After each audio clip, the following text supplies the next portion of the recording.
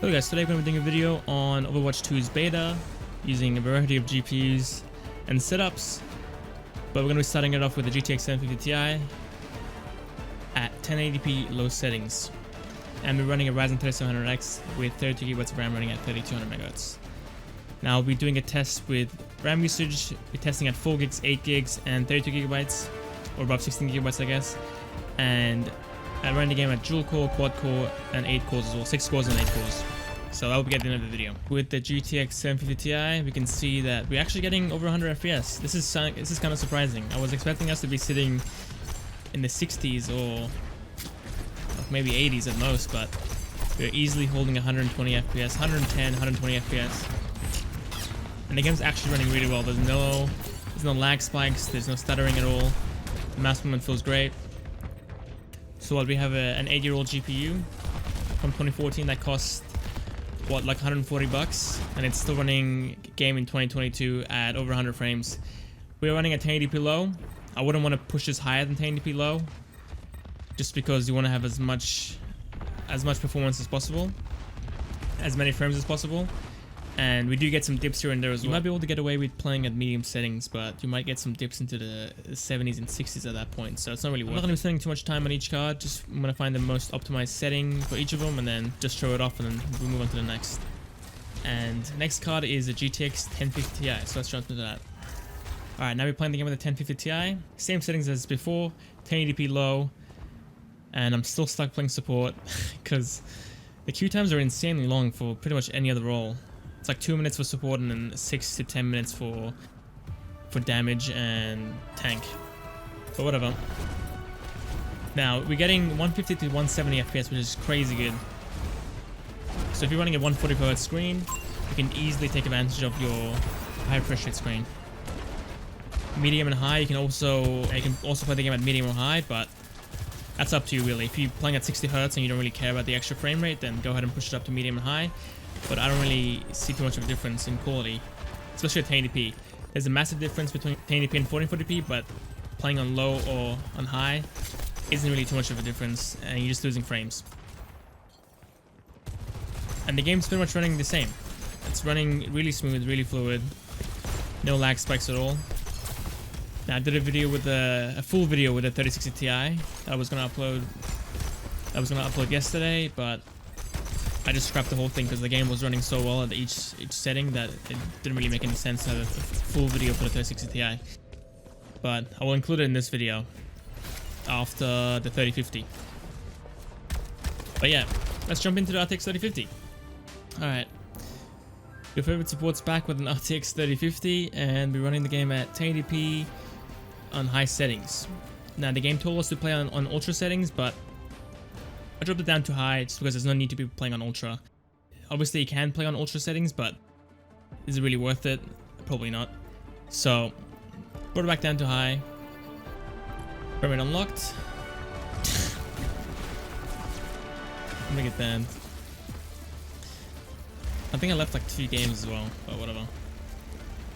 Okay, 120 to 150 FPS in the lobby. Oh yeah, another thing I should say, I don't know if any of the people from the 1050 Ti portion are still watching, but with the 1050 Ti, it told me to play the game on high settings. So that's what it chose by default, and I brought it down to low. Just something to keep in mind. Alright, now with the 3050, we are getting 140 FPS. This is perfect for a 140Hz screen. Now the game's overall feel is pretty much the same as the 1050 Ti and the 750 Ti.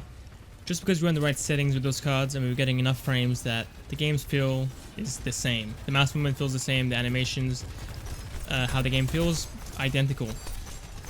Now the important bit is your CPU and your memory. The game needs at least 8 gigs to run. I haven't tested it out yet, I don't know if it actually runs well at 8 gigs, but I will at the end of the video. And the core count matters as well on your CPU. Doubt anyone's using a dual core CPU, but it will probably run too well on the dual core. Alright, let's drop the settings down to low just to see how the game ran on the low preset. And in this area we were getting 110, 120 FPS. Now we're sitting in the 180s, 160s, 170s. So yeah, just depends. If you think the game looks better, then stick to high or ultra even. Or if you want the extra frame rate and you like playing at 170 FPS, go ahead and bring it down to low. Alright, I've gone ahead and limited our RAM to 8GB instead of 32. As you can see, our RAM is not going above 8. We're sitting at 6. Whoa, getting some lag spikes there.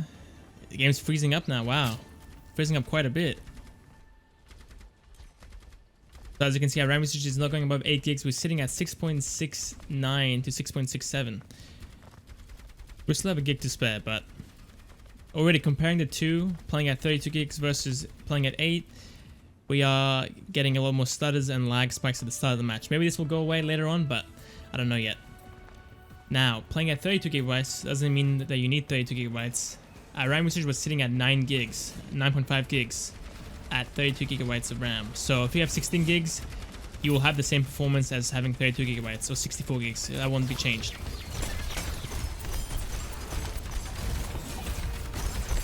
Look at that, it froze again. It just froze again. After I got hit, the game froze up pretty bad. I'm gonna play a little bit longer just to see if I'm gonna play the full match, but I'm gonna show a little bit more, see if it actually gets fixed. Frame rate also hasn't been affected. We are getting more frames on this map compared to the other one, but I think that's just a map difference. This map is easier to run, I guess, but we are getting more frames than the other map. So our frame rate isn't actually affected, but the game's stability is. It's not bad. If you have 8 gigs, it's definitely playable. Oh, I just got sniped.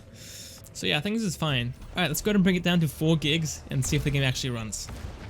Alright, now we are playing at 4 gigs of RAM. It actually surprisingly started up and works. RAM usage is sitting at 2.8 gigs, and as you can see, the frame time graph, the game is freezing all over the place. It's happening more consistently as well. Compared to 8 gigs, it happened a couple times. 4 gigs is happening every couple of seconds. It's freezing up on us. Like I was saying before, the stability will be affected with you limiting the RAM. Frame rate isn't affected too much either. It's still holding the same frame rate. It's fine. 4 gigs is definitely pushing it. You don't want to be playing at 4 gigs. It just freezes up too often. Especially if you're shooting at someone, or if you see a lot of enemies on screen at once, or if you start getting hit. That's where I've noticed. Oh, I'm gonna do a voiceover over the 3060 Ti portion since I did this video like a couple days ago. I mean yesterday. And running at 1440p low settings. This is where the game looks really good and performs really well. We're holding 300 FPS, I believe, for the most part. And if you want to know what you're running at 1080p low, you're going to be sitting at 350 to 370, maybe even higher. But you got to make sure you have a powerful enough CPU. 3700X isn't going to be enough to push you to 370. You're going to be sitting in the 330s to 340s. You get some dips into the low 300s as well. But if you're running a 5800X, a 5600X, or an Intel equivalent, you'll be able to easily push up to 370 to even 400 FPS. I've switched up the systems. We're running a 5900X. It's a 12-core CPU with an RTX 3080. We're running at 1080p.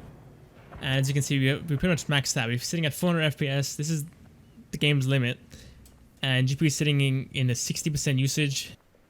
50 to 60% usage. So at 1440p, you'll still be able to get 400 FPS as well. Alright, single core, we are getting 5 FPS. 5 to 4 FPS, and then we'll start to play. Once we get inside, okay, much better. 17 FPS. As you can see, our CPU core 1 is fully maxed out. And this is actually a single core. There's no hyper-threading or any of that. No one's running a 1-core CPU, but it's just for fun. Alright, now we're running a dual-core CPU. Both our cores are fully maxed out, but we're getting more frames. We're getting 25 to 30 FPS instead of 5 to 17. This will be like an old school i3. I believe the new i3s have 4 cores or have 2 cores and 4 threads. But yeah, it's still unplayable. Alright, playing the game with 4 cores now. This is much better. This is much closer to what we had before. Sitting in the 390s. So the game is running really smooth as well. No lagging or anything like that. So if you're running a straight up quad core, this is pretty much the lowest amount of cores that you need to play the game. I also tested it out with a dual core and 4 threads, so like a 7th gen i3 or below, I guess. The newer i3s actually have 4 cores straight up, but doing that gave me 250 FPS, so lower than what we have now, but still a great experience as well. Okay, 6 cores. One thing I forgot to say about 4 cores, cores were sitting in the high 70s to 80s as well, so if you're running something in the background, you will start to lag in game. Just something to keep in mind. With 6 cores, frame rate isn't going to be affected since 4 cores we're pretty much at 400 anyway. but as you can see, our core usages are actually down. So if you have something in the background like Discord or something, or a browser, it won't be affecting you as much as it did with 4 cores. Now playing at 8 cores, you know, really gaining much. Just as you can see, at bottom 2 cores are sitting in the low 10% usage or 0% usage. So the actual gameplay experience isn't going to be affected, but it will help your PC. You can have more stuff in the background. Alright, that's it for the video, guys. I hope you enjoyed it. I hope you found it useful. If you did, give it a like, and as a push, really highly appreciate it. See you next time.